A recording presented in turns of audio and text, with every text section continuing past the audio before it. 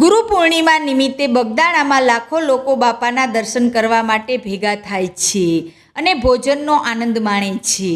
Internet પર ઉપલબ્ધ માહિતી અનુસાર ગુરુ પૂર્ણિમા નિમિત્તે અહીં દર વર્ષે 5 લાખથી વધુ ભક્તો ભેગા થાય છે અને આ લોકો માટે શુદ્ધ ઘીના લાડુનો 1000 મણ પ્રસાદ સહિત 500 મણ ગાંઠિયા, દાળ, 150 મણ ભાત, 200 મણ રોટલી, 250 મણ તેમજ 500 મણ શાકભાજી તૈયાર કરવામાં આવે છે.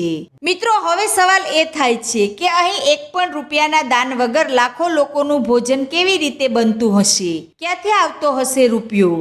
શું બાપા સીતારામની બંડીમાંથી આજે પણ નીકળતા હશે પૈસા? મિત્રો, શું છે આ જગ્યાનું સત્ય? તમે પણ જાણવા માંગો છો ને?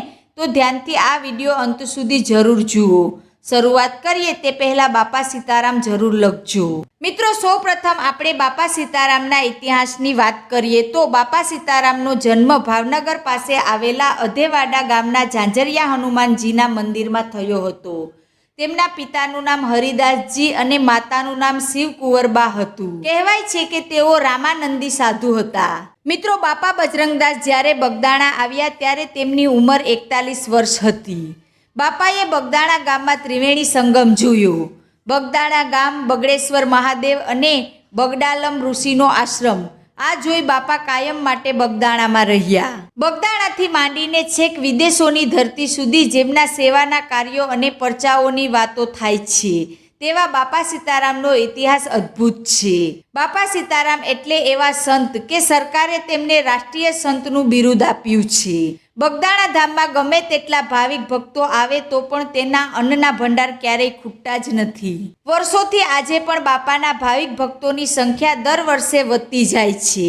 કહેવાય છે કે બાપા ઉપર માં લક્ષ્મીજીના આશીર્વાદ હતા અને તેથી જ બાપાની બંડીમાં ક્યારેય રૂપિયા ખૂટતા ન હતા. જોકે બગદાણામાં ગુરુ પૂર્ણિમા નિમિત્તે લાખો લોકોનું અન્નક્ષેત્ર રૂપિયા વગર નહીં પરંતુ શ્રદ્ધાળુઓ દ્વારા કરવામાં આવતા સ્વૈચ્છિક દાન અને સેવા થકી ચાલે છે. આ આશ્રમમાં સંત શ્રી બજરંગદાસ બાપાએ શરૂ કરેલી પરંપરા મુજબ ભૂખ્યાને ભોજન મળે તેવી વ્યવસ્થા આજે પણ અવિરત ચાલુ છે. ચાલો સમજીએ કે આ વિશાળ અન્નક્ષેત્ર કેવી રીતે ચાલે છે. મિત્રો, દાન દક્ષિણા, ભક્તો અને શ્રદ્ધાળુઓ રોકડ દાન ઉપરાંત અનાજ, કઠોળ, શાકભાજી, ઘી, તેલ, લાકડા, વાસણો જેવી આવશ્યક વસ્તુનો પણ દાન કરે છે. આશ્રમની વેબસાઇટ પર પણ વિવિધ પ્રકારના દાન માટેની સુવિધાઓ ઉપલબ્ધ છે. બેંક ટ્રાન્સફર અને QR કોડ દ્વારા પણ દાન સ્વીકારવામાં આવે છે. આશ્રમનું અન્નક્ષેત્ર 24 કલાક અને 7 દિવસ કાર્યરત રહે છે.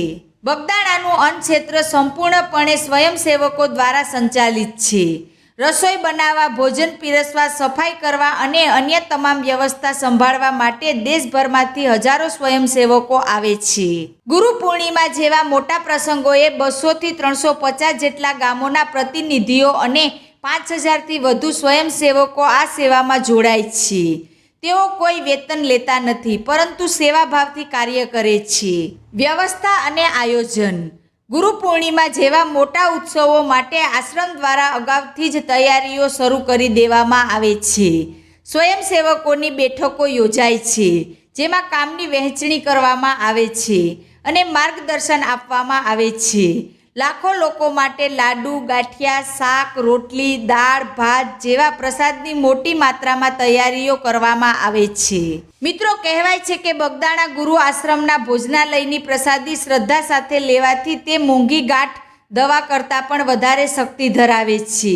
જી હા મિત્રો, એવી માન્યતા છે કે આ ભોજન ગ્રહણ કરવાથી ગમે તેવી ખતરનાક બીમારી પણ ભાગી જાય છે અને કોઈ બીમારી પાછી આવતી નથી.